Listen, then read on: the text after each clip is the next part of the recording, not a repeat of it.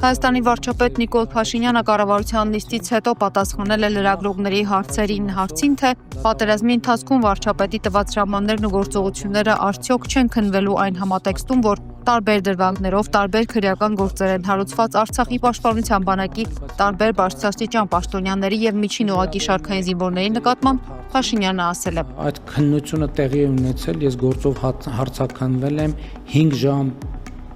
կամ չգիտեմ կներեք եթե ժամի հարցում սխալվեմ, հրապարակային քննվել եմ քննիչ հանձնաժողովում եւ այլն եւ այդպես շարունակ։ Եվ ավելին քննվել եմ ժողովրդի կողմից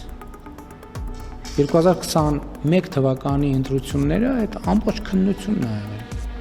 Այսինքն պատերազմի հետ կապված մի բան կա, որը որևէ մեկը չգիտի,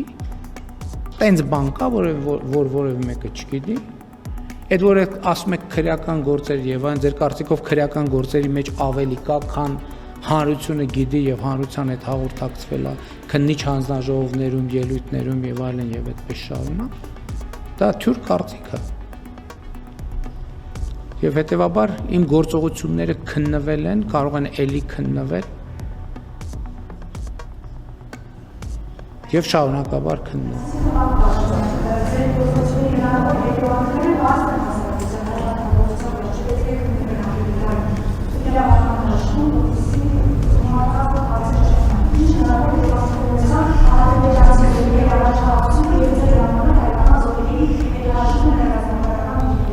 Ուրեմն ես երբեք որևէ հրաման չեմ տվել Հայաստանի Հանրապետության որևէ ինքնիշխան տարածքից Հայաստանի Հանրապետության որևէ զորքի հետ քաշման մասին, սա առաջինն է։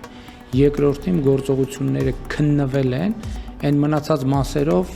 թող էլի քննվեն, թող անընդհատ քննվեն եւ այդպես շարունակ։ Վարչապետը անդրադարձել է հայ եւ ադրբեջանցի քաղաքասարակության պատվիրակությունների փոխայցերին։ Այդ թվում երկրորդության բացակայությունն է, որ հայաստանցիները տեսնում են, որ ադրբեջանցի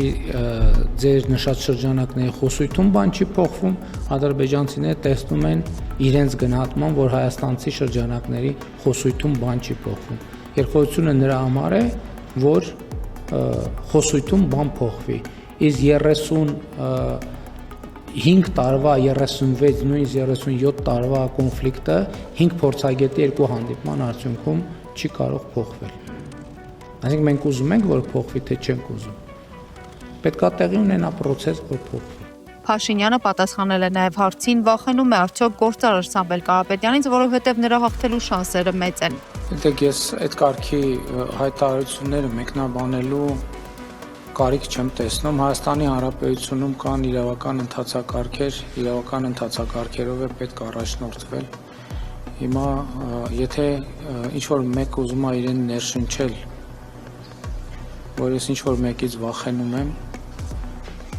դա իր խնդիրն է։ Եվ էլի ասել եմ, ես ունեմ շատ մեծ վստահություն 2026 թվականի խորհրդարանական ընտրություններին հետ կապված այնքանով, որ վստահ եմ, որ այդ խորհրդարանական ընտրություններում Հայաստանի Հանրապետության ժողովուրդը, քաղաքացիները միանշանակ եւ աներկբա հաղթանակ կտանեն։ Ես երբեք եւ ոչ մի ընտրություններում այլ նպատակ չեմ ունեցել եւ չեմ հետապնդել, ընդ որում կապ չունի ես վարչապետ եմ եղել падգամավոր, թե ուղղակի անդիմադիր քաղաքական գործունեություն ծավալող անձ։ Այդ սկզբունքը շարունակելու է գոյություն ունենալ եւ ես համոզված եմ, որ 2026 թվականի խորհրդարանական հերթական ընտրությունների արդյունքներով Հայաստանի Հանրապետության ժողովուրդը ջախջախիչ հաղթանակ կտանի։ ՀԱՊԿ անդամ պետությունները կոչ են անում Հայաստանին եւ Ադրբեջանին արագորեն ավարտին հասցնել խաղաղության պայմանագիր կնքելու գործընթացը։ Բիշկեքում կայացած ՀԱՊԿ գագաթնաժողովի ամփոփիչ հռչակագրում անդամ երկրների ղեկավարները գոհունակությամբ արձանագրել են Հայաստանի եւ Ադրբեջանի միջև ընթացող ակտիվ միջպետական երկխոսությունը։ Հիշեցնենք, որ Հայաստանը ՀԱՊԿ գագաթնաժողովին չի մասնակցում։ Կազմակերպության քարտուղարությունը տեղյակ է պահում Հայաստանին կազմակերպությունում կայացվող որոշումների մասին եւ պաշտոնական Երևանը չի խոչընդոտում դրանց, հայտարարել է ՀԱՊԿ գլխավոր քարտուղար Իմանգալի Տասմագամբետովը։ Տասմագամբետովը հույս է հայտնել, որ առաջիկայում հայկական կողմը որոշում կկայացնի ՀԱՊԿ-ին անդամակցության վերաբերյալ։ Մյուս կողմից էլ Ռուսաստանի նախագահ Վլադիմիր Պուտինը ՀԱՊԿ անդամներին վերազինման ծրագիր է առաջարկում։ Թուրքիայի ազգային անվտանգության խորհրդի տարածած հաղորդագրության մեջ նշվում է, որ հաշվի առնելով Հայաստանի եւ Ադրբեջանի միջև խաղաղության գործընթացում վերջին դրական զարգացումները քննարկվել են երկկողմ եւ տարածաշրջանային համագործակցության հնարավորությունները։ Վերահաստատվել է Հարավային Կովկասում խաղաղություն, կայունություն եւ զարգացում ապահովելու պաշտոնական Անկարայի հանձնառությունը։ Վրաստանը ողջունում է Ադրբեջանի եւ Հայաստանի միջև հարաբերությունների կարգավորման գործընթացի դինամիկան, հայտարարել է Վրաստանի արտգործնախարար Մակա Բոճորիշվիլին։ Այս գործընթացը կարևոր է տարածաշրջանում խաղաղության, կայունության եւ զարգացման համար, նաեւ կնպաստի տարածաշրջանի դերի հետագա ամրապնդմանը, միջին միջանցքում նշել է Բոճորիշվիլին։ Վրացի նախարարն ընդգծել է, որ պաշտոնական Թբիլիսին ուշադիր հետևում է տարածաշրջանում տեղի ունեցող գործընթացներին եւ սերտ կապեր է պահպանում եւ Երևանի եւ Բաքվի հետ։ Հռոմի Պապ Լևոն 14-րդը ժամանել է Թուրքիա, նա արդեն այցելել է Աթաթուրքի դամբարան, հանդիպել Թուրքիայի նախագահի հետ, որից հետո սպասվում է համատեղ մամուլի ասուլիս Էրդողանի հետ նախագահական ժողովրդական գրադարանում հանդիպում եպիսկոպոսների, քահանաների, սարկաբանների եւ հոգեվորականների հետ Հարբիեի Սուրբ Հոգու կաթոլիկ եկեղեցում, այցելություն ֆրանսիական որբանոց, ուղղաթիռով այցելություն Իզնիկ, հանդիպում եպիսկոպոսների հետ Վատիկանի Ստամբուլի ներկայացուցչությունում այցելություն Սուլթան Ահմեդ մզկիթ եւ ասորական ուղղափառ Մոր Եփրեմ եկեղեցի, Սուրբ Գևորգ եկեղեցի եւ Ֆեների հունական պատրիարքարան։ Հայ առաքելական եկեղեցու Պոլցո պատրիարք Սահակ arczepiskopos-ը նախագահ Էրդողանի կողմից հրավիրվել է Անկարա Հռոմի Պապի պատվին կազմակերպված ընդունելությանը մասնակցելու համար։ Վաշինգտոնում Սպիտակ տան մոտ տեղի ունեցած կրակոցներից հետո ազգին ուղղված իր օրացում ԱՄՆ նախագահ Դոնալդ Թրամփը հայտարարել է, որ ապօրինի ներգաղթյալները Միացյալ Նահանգների համար ամենամեծ սպառնալիքն են ներկայացնում։ Ըստ Թրամփի այս արձակումը ընդգծում է ամերիկացի ժողովրդի առջև ծառացած ազգային անվտանգության հիմնարար սպառնալիքը։ Նախորդ վարչակազմը թույլ է տվել երկիր մուտք գործել 20 միլիոն չստուգված եւ անհայտ օտարերկրացու։ Սպիտակ տան մոտ գրանցված կրակոցների հետևանքով վիրավորվել են ազգային գվարդիայի 2 զինծառայող։ Թրամփն այն որակել է որպես ահաբեկչություն, ըստ ներքին անվտանգության նախարարության տեղեկությունների ձերբակալված կասկածյալը օտարերկրյա քաղաքացի է, որն ԱՄՆ ժամանել Աֆղանստանից։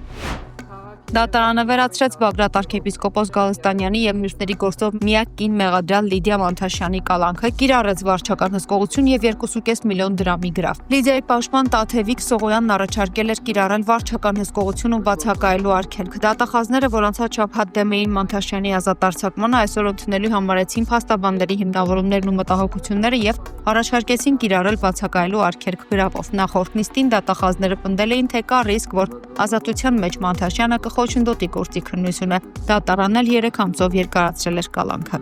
Այսինքն համաձայնելով իրավական փաստարկներին, որ այլևս տարբերակված մոտեցում է առկա եւ օրենքի եւ դատարանի արժեվ հավասարության սկզբունքն է խախտվում նաեւ այս պարագայում, իրավաչափության պայմանը խախտվում է, բայց ես վստահ եմ, որ այս դիրքորոշումը այսպիսին չէր լինի, եթե չլիներ այս հանրային մեծ արձագանքը։ Դրա համար պատահական չէր, որ իրենք փորձեցին հենց ի սկզբանե իրենց խոսքի մեջ հերքել, որ սա ամենևին պայմանավորված չէ այդ գրառումներով, այդ ակցիաներով,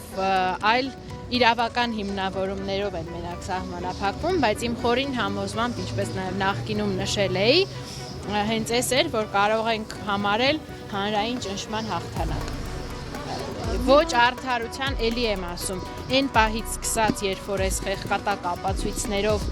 այս գործը հարուցվել է, երբ որ Լիդիան ներգրավել է որպես մեղադրյալ, մենք իրավաբանության, արդարադատության հետ գործ չունենք։ Սա ես համարում եմ հանրային ճնշման հաղթանակը։ Իսկ ինչու իրենք չեն փորձում ընդունել, որ սա հանրային ճնշման է, այլ օրենքների սահմանվելը։ Որովհետև օրենքը իրենց պարտադրում է, սահմանադրությունն է իրենց պարտադրում առաջնորդվել օրենքով եւ սահմանադրությամբ, չի պահանջում, որպեսզի իրենք պոպուլիստական կամ հանրային ճնշման որոշումներ կայացնեն, որովհետեւ եթե քո օրենսդրական հիմքերն ամուր են, դու որևէ խնդիր չունես հանրային կարծիքին հպատակվելու, լսելու կամ չլսելու, որովհետեւ դու գիտես, որ ճիշտը քո կողմից է, բայց քանի որ այստեղ արդարություն չկա եւ այս իշխանությունն էլ հիմնվում է առավելապես այս հանրային կարծիքի մանիպուլյացիաների շրջանակներում, ես իրոք Լիդիայի ազատ արձակումը համարում եմ այս խեղաթյուրված ինֆորմացիոն հեղեղների դարում, այս մանիպուլատիվ իրողությունների դարում հանրային արձագանքի այդ իմունիտետի, ինֆորմատիվ իմունիտետի, սենց վերջին դրսևորում, հույսի դրսևորում, այդ վերջի հաղթանակներ, որ ինքը ի վերջո այս տեղեկատվական հոսքերի, այս ֆեյքերի զարհուրելի ուղղակի աբսուրդային մեկնաբանությունների ներքո ամեն դեպքում ճեղքելով ամեն գրառման տակ կար տերորիստ Լիդիա Մանթաշյան, բայց մարդը նայում է, հասկանում է, որ ինչքան էլ այդ պրոպագանդան լինի, ինչքան էլ այդ տակի մեկնաբանությունները լինեն, մեկ այս մարդու դեմքին նայողը չի կարող հավատալ, որ ինքը տերորիստ է։ Միշտ չեմ ցանկացել որը մեկի ընտանիք կամ անկողին մուտք գործել։ Ես միջադեպի եմ մասնակից եղել Վագն Ալեքսյանի Մարիկի հետ կապված, ով որ արդեն մահացել է, չեմ ուզում էլ այդ թեման շատ ծավալենք, որովհետև վերջերս է մահացել մարդուն նկատմամբ ուղղակի հարգանքից դրդված։ Այսինքն դա նկատի ունեք այդ ամենի պատճառով են ձեզ փորձում բանտարկել։ Դա պատճառներից մեկն է։ Դա պատճառներից մեկն է։ Դե մնացածը այն, որ ես քաղաքական process-ի մեջ եմ։ Բագրատ Սրբազանի հետ 10 տարուց ավել ես գործունեություն եմ ծավալում։ Սա նաև ինչպես Իգորը Սարգսյանը իր խոսքում ասեց նախորդ անգամ, ասեց Լիդիային խնդրում եմ որպես զենք մեր դեմ մի օգտագործեք տղամարդկանց դեմ, բայց նախորդ նիստին դա չազդեց որևէ կերպ դատարանի վրա։ Այս մի շաբաթում ինչ փոխվեց ձեր կարծիքով։ Տեսեք, ես անկեղծ շատ հուզված եմ, որ մեր արժանապատիվ ժողովուրդը ընդվզեց այդ ամեն ինչին, տեսնելով այնքան ակնհայտ է, որ այստեղ ահաբեկչություն չկա, այնքան ակնհայտ է, որ ապօրինի մեզ պատժի են ենթարկում, սա խափանման միջոց չէր, սա պատժի ձև էր, որ ապօրինի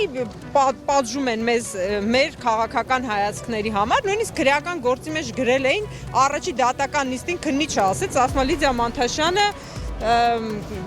գաղափարական թշնամանք ունի գործող իշխանությունների հետ, այդ պատճառով խնդրում ենք, ասենք, իրան տանել 2 ամիս կալանքի։ Դատական նիստի ժամանակ է նույնիսկ դա շեշտվել, հետո հասկացան, որ իրանց դեմ է աշխատում, դա սկսեցին այդ ձևակերպումը չօգտագործել, բայց քրեական գործի մեջ գրված է դա, որ գաղափարական թշնամանք ունի մեծ իշխանությունների հետ։